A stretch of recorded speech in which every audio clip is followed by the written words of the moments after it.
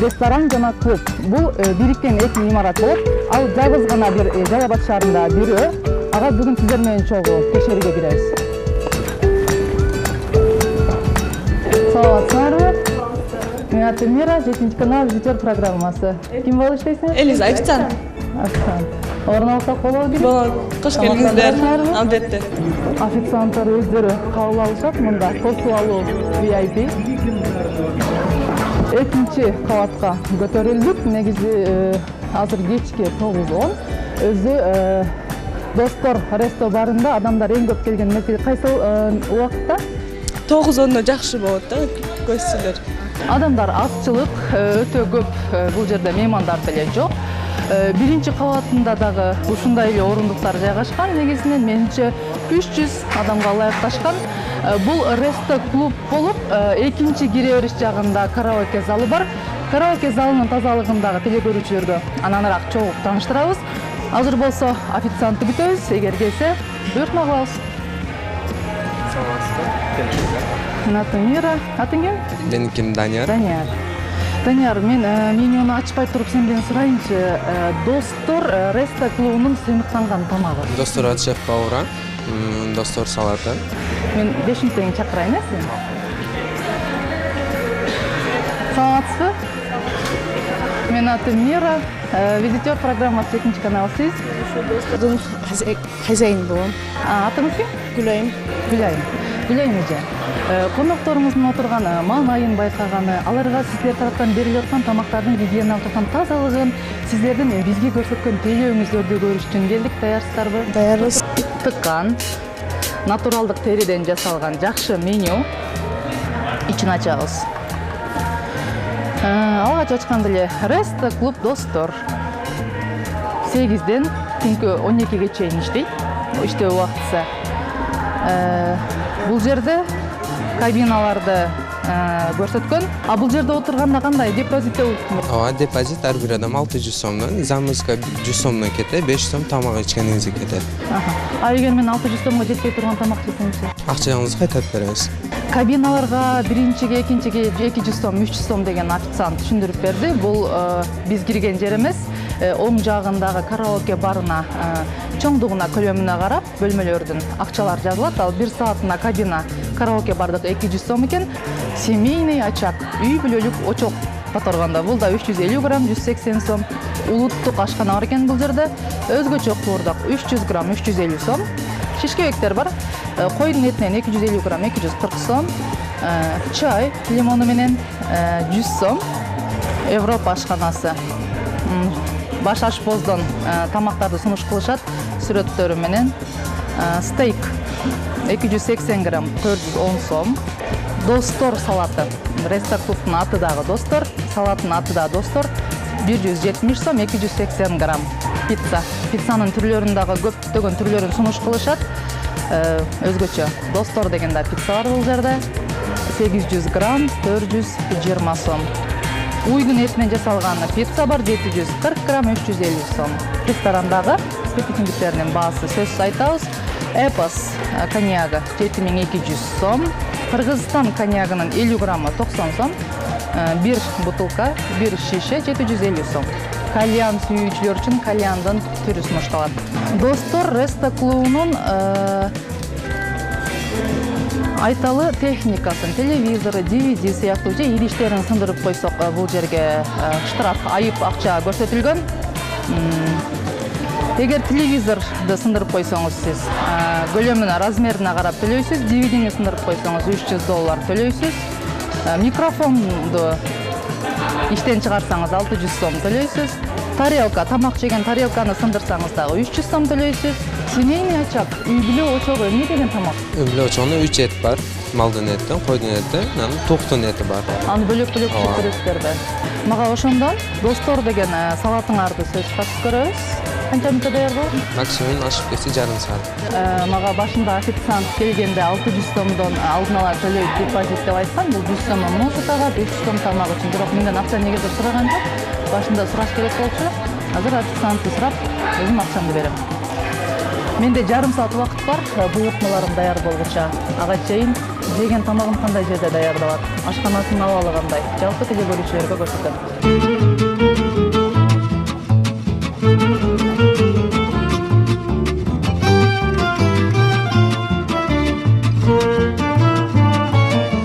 Ашкананы текшерүү үчүн мен атайын кийимдеримди кийип алдым эле. Ага чейин бул жерде Достор Реста клубунун эсептеше турган жайы бул жер. Азыр бул жерге алдын ала төлөнчү 600 сом депозитти төлөп, андан кийин ашканага барам. Айта кетейин, ашкана Реста клубдун сыртында жайгашкан, сырткы жагынан кирип туруп, арт жагына өтөсүңөр деп түшүндүрдү. Сүйүндүргөнү бул жерде администрация эмнегедир ашкананы өзүлөрү көрсөтөбүз деп сунуш кылышты. Албетте алардын жыйынтык кылса болот, корко турган эч нерсеси жок.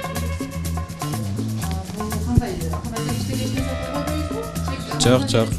Чек чыгып атканыңарда чек жазып беребиз. Окшошот. Кандай ашкананы өзүңүз баштап барасызбы? Ооба, өзүм баштап. Саламатсыздарбы? Менин атым Мира. Ваш ашпоз ким? Ваш ашпоз. Ваш ашпоз. Келиңиз таанышабыз сиз менен. Менин атым Мира. Жамшык. Сизден бул жактан киргенде эле мен муздаткыч көрдүм, тааныштырбайсызбы эмне?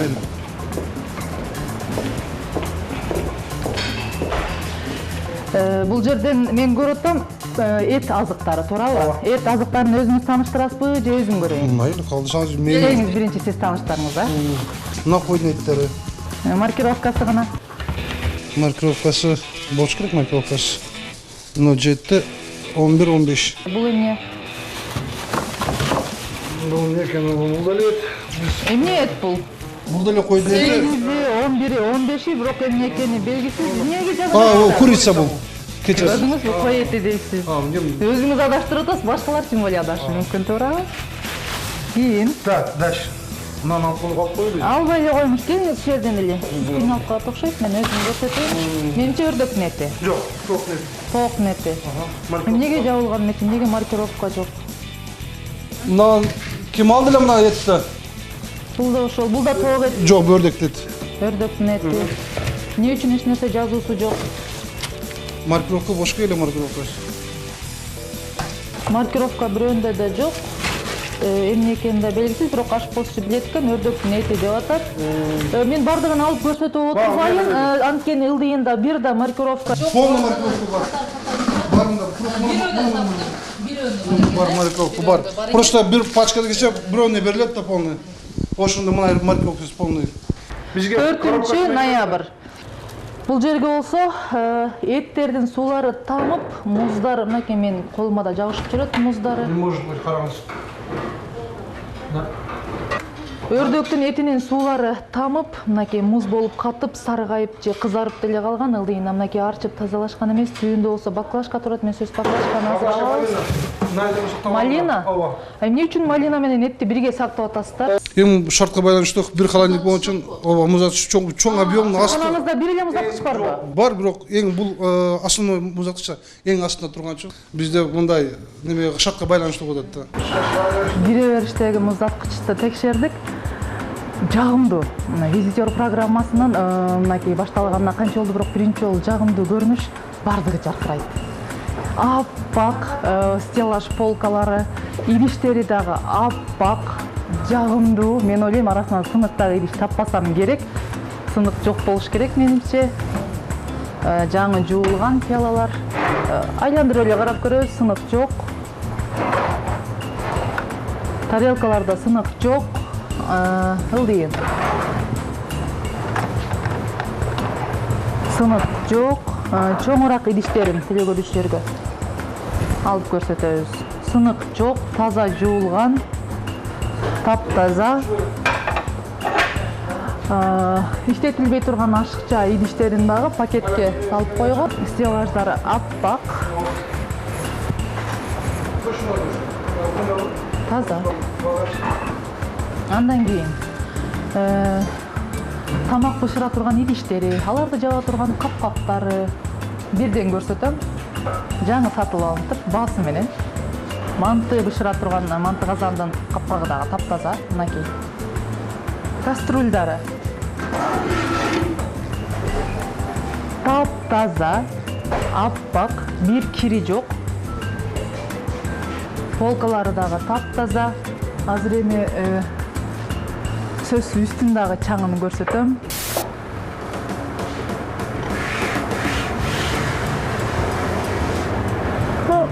Бир аз чаң бар. Ачып койсо болмок экен. Идиш жууа турган жер. Негизи 3 раковинада жуулганы бул туура.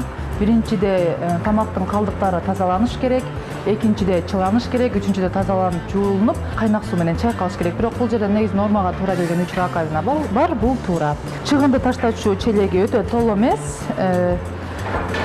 Кара пакети бар, чыгынды сала турган. Бирок тазалап коюп, алып койсо чекесине түшүп атат. Фритюр да? Түп жагы таза, бирок үстү жагы качандан бери колдонулганы көрүнүп турат. Мынакей бул жерлеринде дагы майдын калдыктары катып жабышып калган. Бул жерлерде. А түбү болсо таза. Май тунук. Жаш баланын көз жашындай туп-тунук. Бирок май бышыра турган аппарат. Мынакей майлары көрүнүп турат. Негизинен аппараттын өзүн тазалаш керек, майы таза, 1-2 гана пияздын куурулганы калганы болбосо, май таза. Очокто казандар идеалдуу таза, жуулган, менче же ремонт болгон, ремонт болгон окшойт. Ремонт болгон, казандары жаңы коюлган да. Четиндеги кафелдери да таза, артындагы дубал кафелдери да таза. Бүгүн өзгөчө таза деген сөздү негедир көп колдонуп атам. Бул албетте сүйүндүрөт. Бул эмне үчүн такта жазылганбы? Жок, жок. Эмне кесесиздер? Мында готовый кесебиз. Готовый. Ашканаттарды. Канча тактаңыз бар ашканада? Ашканада 8 тонн такта бар. Туура. Бирок ар бирине жазып коюшуңуз керек, билесизби? Бычактарда да жазуу болуш керек сөзсүз түрдө. Тамак бышырылган газ жана плита бирге. Жок, жалаң газ экен, Полный газ. Газ экен. Эт пышылтат, таза. Мынакей капкагы дагы өтө кир эмес, таза. Сковородкасын алабыз. Түбү эми таза деп айтууга болбойт, бир аз май чачыраган, эми бул иш процесси. Ал эми ортодогу чоң газдын эки чекеси кир болгон, сары майлар жабышып калган, ошолорун тазаласа болмок экен. Эт дагы түшүп калган, алар да алынган эмес. Азыр бул иш процесси 2 сааттан тынбай турабыз. Жаңы даярдалып аткан тамак. Мор ар бир биринде газ, биринде плита болсо, экөөнү тең түзмө-түз коюлган. Сыртка дагы жакын, морлору негизинен таза. Бул жерде темирден тор жасалган. Жарык кылып берди. Темирден тор, морлору, ал жерде май жок, негизинен кара дак дагы жок. Жактарын да бир көрүп коелу. Өтө кир деп айтууга болбойт, таза, ачык турушат. Сырттары таза, эң кубанычтуу жагдай, казандарынын дээрлик 90%-ынын сырттары таза. Мынакей көрүнүп да турат. Чайнектери да таза. Бул жакта өтө деле көп эч нерсе жок, бирок нан өзүлөрү жей турган нан болсо.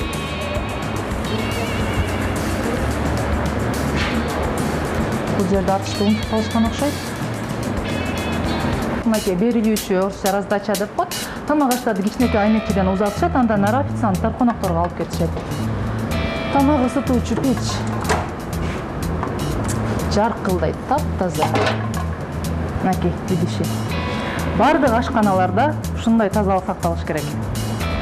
Ичи дагы таптаза. Тамак ысытылган эмес, эгер иштетилген болсо дагы ачылган. Муздаткыч. 20 апрель 2016 жылга чейин сактаса болот, мөөнөтү жарактуу. Эт азыктары. Колбаса. Колбасанын жарактуу мөөнөтүн сөзсүз карайбыз. Сактоо мөөнөтү 20 сутка, плюс 6 градуска чейинки температурада. Сүт азыктары 23 ноябрга чейин сактоо мөөнөтү көрсөтүлгөн. Жарактуу жесе болот. Товар коңшулугу бул жерде сакталган. Сүт азыктары, каймак май, быштак, ошондой эле сметана бардыгы бирге бир полкада жайгашкан. Ошондой эле эт азыктары дагы бир полкада сакталган. Бу жерде азык өтө деле көп эмес. Көк чөптөрү. Көк чөптөрүн дагы өзүнчө идишке мынакей жуулуп азаматтар жап-жашыл сууга жуулган, түбүнө өзүнчө сакталган. Алдында деле өтө көп продукт жок. Даяр мантылар. Мантылардын жасалганын качанга чейин жарактуу экенин издейбиз.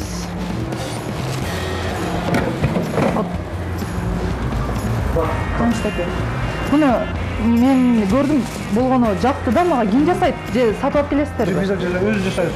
Өзүңүз жасайсыздарбы?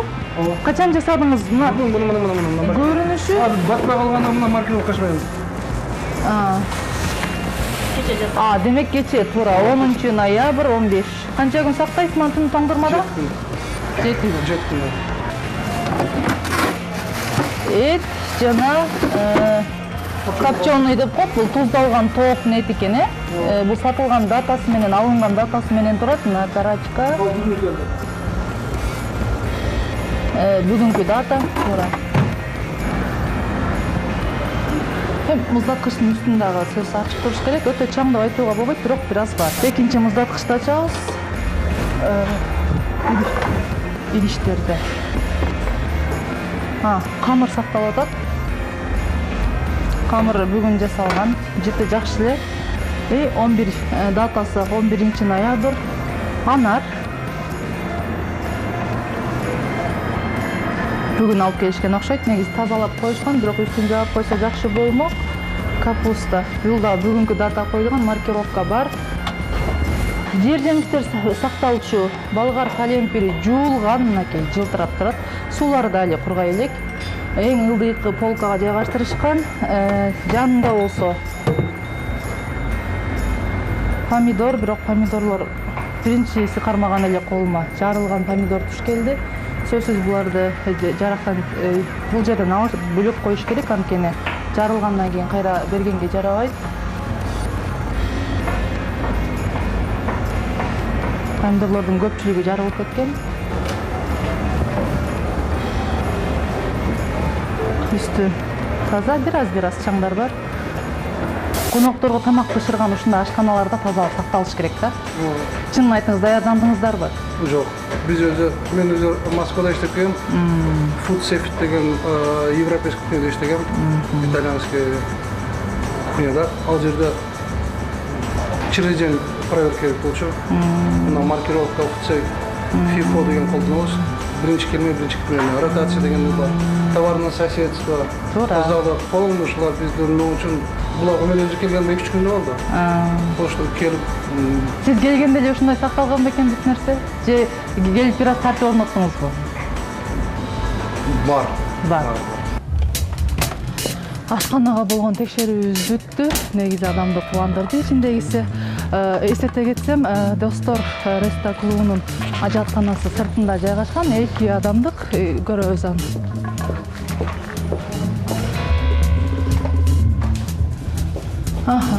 Киргенде алгачкы айтчу нерсе бул жагымсыз жыт жок, балким официант даярдап алдына тазалап турган үчүн, же эшикти ачып койгон үчүндүр. Канча бөлмө? 2 адамдык бөлмө бар. Суу негизинен унитаздын чекебейли өтө деп эле таза айт десе болбойт. Бир аз кир бар, арчыгышкан кагаз чалчу челеги бар, өтө толо эмес, бирок буга сөзсүз түрдө пакет коюш керек болчу. Суусу кетеби?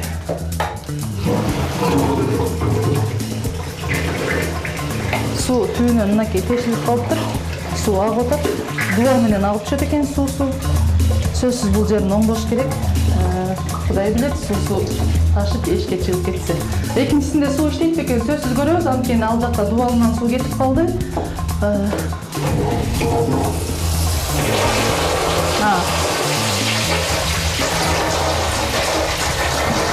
Мунусунда суу иштейт, эч кандай тешиги жок. Бул жагына кафель атайын турба чыккан үчүн кылышкан эмес. Боюма жете турган. Эгер менден бою узунураак 1,90 сантиметрдеги адам келсе, башы тийип калат, тийип иш кылыш керек болот.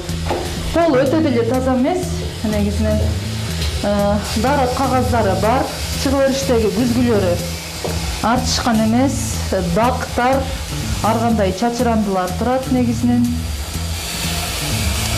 Самын.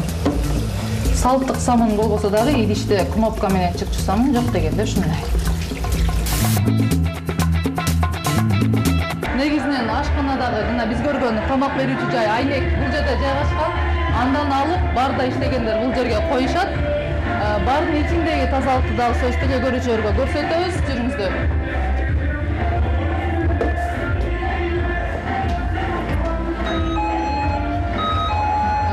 Жыгач бардын алдында эле 2-3 чоң чыгынды челек коюлган. Алардын кара мүшөктөрү бар. Өтө толо эмес, бирөө гана толгон. Экинчисинде жалаң шишелер турат. Полкалары кандай бул жерде сөз көрсөтөбүз. Түп жагы кир болгону менен үстүндө анча чаң жок, бирок сөзсүз тазалоого муктаж, анткени бул жерге жылтырак стакандар көмкөрүлөт. Жеринде да бир аз чаң бар, заңдап кеткен, сөзсүз үстүн сырдаш керек ак краска менен.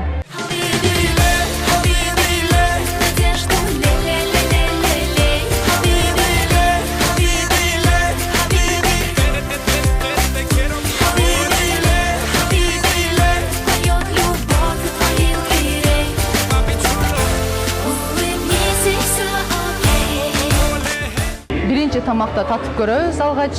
Курамында картошка, эт. Бизге 3 малдын эти кошулат деп айткан, бирок эми албетте аз дамынан көрөбүз.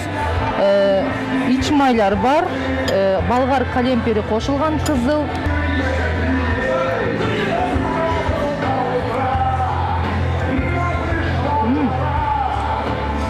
Дамы сон, салфетканын да берилиши абдан жакшы.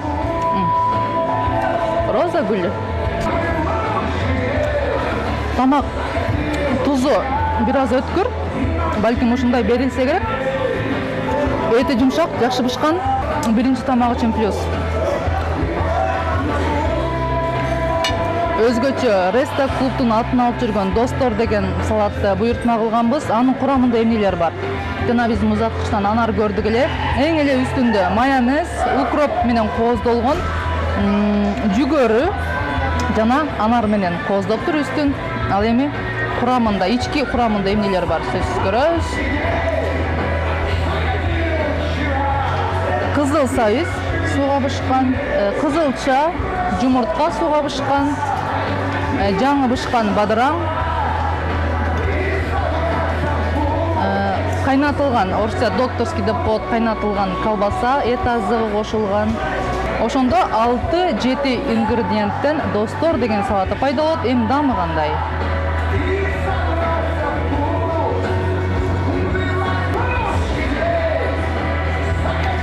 Дамы жагымдуу. Тазалыкты текшердим, тейлөөнү көрдүм, тамактарын татып көрдүм. Эми жалпы жеңип чыгарабыз. Жеген тамактарым үчүн эсеп келди. Суу 40 сом, 1 литр суу айтканбыз.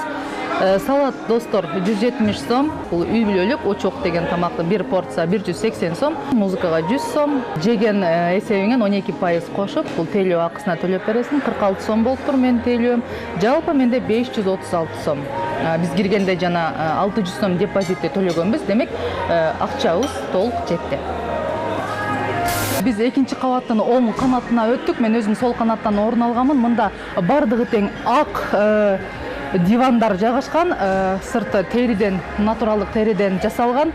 Алардын арасындагы чаңдары кандай текшерип көрөбүз сөзсүз. Берди тилекке каршы артышпайт. Жайгашкан столдоруна бардыгына бирдей скатерттер салынган. Кызыл столдордун үстүндө таза дейин десем, күйгөн, балким тамекинин калдыгы түшүп калгандыр же. Бул жерде кальян сатылат. Кальяндан тамган ысык чок болушу мүмкүн. Мынакей клёнкалар тешилип калган. Буларды дагы карап сөзсүз алмаштырып коюш керек. Тешилип калган. Жалпысынан алганда бул жактын көрүнүшү экинчи потолок, кыргызча айтканда шып, кыргыз улуттук орнаментке негизделген, бардыгы сары түстө, анан ыңгайлуу тыккан жана кооз туш кагаздары. Негизинен залдын жасалгасына, ички интерьерине плюс, ал эми залдагы отургучтардын тазалыгына минус. Достор Реста клубуна болгон текшерүү бүттү. Башынан токтолобуз. Экстерьер Достор Реста клубу Жалал Абад шаарынын Борбордук базарына жакын жайгашкан Шопокова 12 дарегинен орун алган жана Жалал Абад облустук ички иштер башкармалыгына жакын жайгашкан. Интерьер ичинде улуттук орнаментке басым жасалат. Мында кооз, тыкан жана жагымдуу жаштардын эс алуусуна жана орто муундун келип отуруусуна дагы шарттар жаралган. Тейлөө мени эки официант келгенимде эле эшик оозунан тосуп алды. Ашканага кирүүгө дагы администратор тоскоолдук кылган жок, өзү баштап кирди. Бул деген эч нерседен коркпойт дегенди билдирет. Баасы мында менин жалпы тейлөөнү, музыканы кошкондо 536 сом болду менде эсеп. Тазалык, азыктардын жайгашуусу, продукттардын коңшулугу бардыгы сакталган. Анча-мынча чаңдарда сөзсүз эске алуусу керек. Иш процессиндеги газдын бир аз кирдигин көрдүк. Бардагы бир аз чаңга, идиштердин жанында пол тряпкаларынын жайгашуусуна күбө болдук. Андан сырткары ажатканасын тазалыгы. Ажатканада 2 орундуу, 2 адамга ылайык ажаткана. Бул аялдар үчүн. Анда бир жагынан суу кетет, экинчисинен болсо түтүгү тешилип калган, суусу дубал аркылуу акты. Буну администрация сөзсүз эске алат деген ойдомун. Визитер программасы жогорку айтылган бардык көбүрөөк плюстарды эске алып, мындагы тазалыктын жана ашканадагы эң башка гигиеналык тазалыкты эске алып, Жалал Абад шаарында жайгашкан Достор Реста клубун теле көрүүчүлөргө сунуштап. Сіздерді құттықтаймыз. Мындан кейін дағы тазалықты сақтайсыз деген ойдобуз. Теле көрүүчүлөрдүн ошондой эле коноктордун ишеничин актап жүрөңүздөр. Кемчиликтерди эске алабыз. Bundan ары дагы кемчиликтерди оңдойбуз. Жакшы, мен аябай кубанычтамын. Силер азыр бизди текшерип кемчиликтерди айтканыңарга биз ушунча жок демейбиз. Кемчиликтерди оңдогонго аракет кылабыз.